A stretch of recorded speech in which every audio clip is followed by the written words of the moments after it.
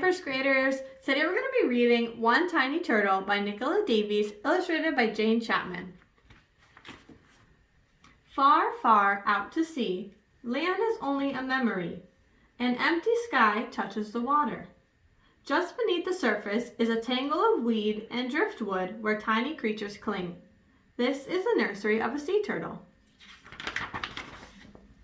Passing in a boat, you might not notice Turtle. Not much bigger than a bottle top, she hides in the green shadows. She's a baby, so her shell is as soft as old leather. Just a little fish bite could rip it open. But the turtle is safe in her world of weed and snaps her beak on tiny crabs and shrimps. Turtles have shells that cover their backs and shells that cover their stomachs. The shells are made from bony plates that get bigger and harder as the turtle grows. The turtle swims around, flapping her long front flippers, like wings. She is flying underwater. She pokes her pinprick nostrils through the silver surface to take a quick breath. So fast, blink, and you'd miss it. Then she's gone, diving down into her secret life again.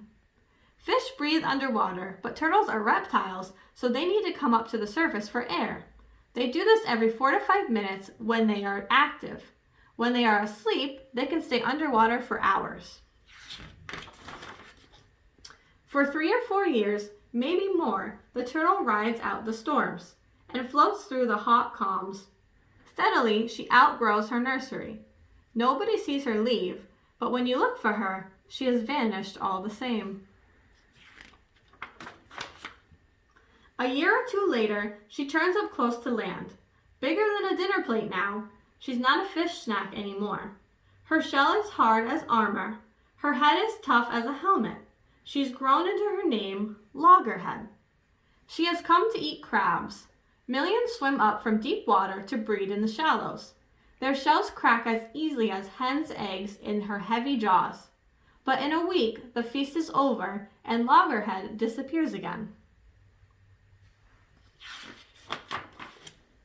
Loggerhead wanders far and wide in search of food. In summer, to cool seaweed jungles, where she finds juicy clams and shoals of shrimps. And in winter, to turquoise lagoons, warm as a bath, where she can munch among corals. Loggerhead may travel thousands of miles, but she leaves no trace or track for you to follow. Only good luck will catch you a glimpse of her. For 30 years, you might not find her. Then, one summer night, she arrives on the beach where she was born. She's found her way here, sensing north and south like a compass needle, feeling the current and the warmth of the waves. She remembers the taste of the water here and the sound of the surf. Male turtles wait just off the nesting beaches. They mate with the females. Then the females come ashore to lay eggs. Loggerhead has grown in her wandering years. She's as big as a barrel now. Floating in the sea, she weighs nothing, but on land, she's heavier than a man.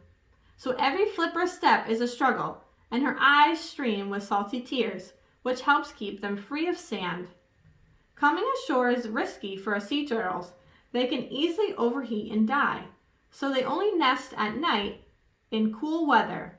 Then they get back to the sea as soon as possible. Loggerhead makes her nest where the sea won't reach. Scooping carefully with her hind flippers, she makes a steep, deep hole. Inside, she lays her eggs, like 100 squidgy ping pong balls. Afterward, she covers them with sand to hide her nest from hungry mouths. Then, Loggerhead is gone again, back to her secret life. Left behind, under the sand, her eggs stay deep and safe. Baby turtles grow inside. Females stay close to their nesting beach for several months. In that time, they usually make at least 4 nests, and sometimes as many as 10. And before the summer's over, they wriggle from their shells. Turtle eggs in warm sand can be ready to hatch in 6 weeks. If the sand is cool, they can take 3 weeks longer. Above them, on the beach, 100 eyes watch, on the lookout for a meal. so the hatchlings wait until night. Then they burst through the sand and skitter toward the sea.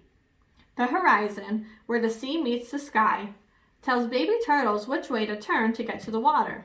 But streetlights and buildings next to the beach can confuse them and make them go the wrong way.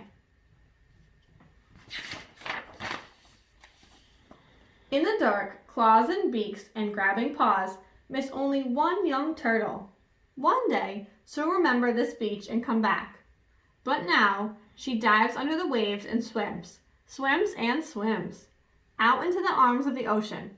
Far, far out to sea, land becomes a memory, waiting to wake in the head of the little turtle. The end. I hope you enjoyed this book.